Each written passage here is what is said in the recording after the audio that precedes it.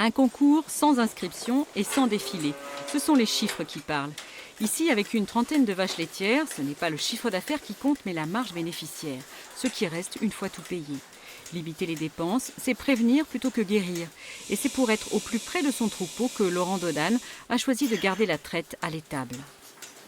On observe s'il y a quelque chose, s'il y en a une qui est malade, voilà, on est beaucoup plus proche. Voilà, on est entre elles à chaque traite, donc voilà, dès qu'il y a la moindre défaillance, on le voit tout de suite. Michael Grevillot est l'une des chevilles ouvrières de ce concours d'un nouveau type. Pour lui, la bonne performance économique est souvent liée au savoir-faire technique de l'exploitant.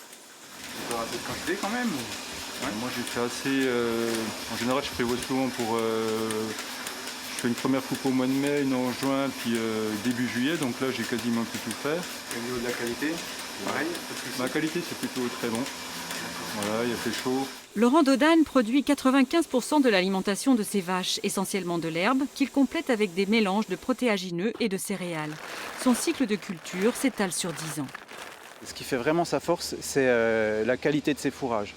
C'est-à-dire que finalement, et ça peut paraître paradoxal, on pense souvent que le fait qu'on fasse beaucoup de lait et puis du coup derrière beaucoup de chiffre d'affaires, c'est directement lié aux animaux. En fait, ça part des champs. Et Laurent, il a cette force-là, d'être capable de produire des fourrages en quantité, mais surtout d'une qualité vraiment remarquable. Laurent Dodane n'a pas choisi d'avoir une petite exploitation. Il a repris celle de ses parents.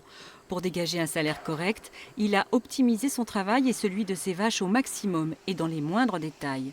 C'est, selon lui, la clé de la rentabilité.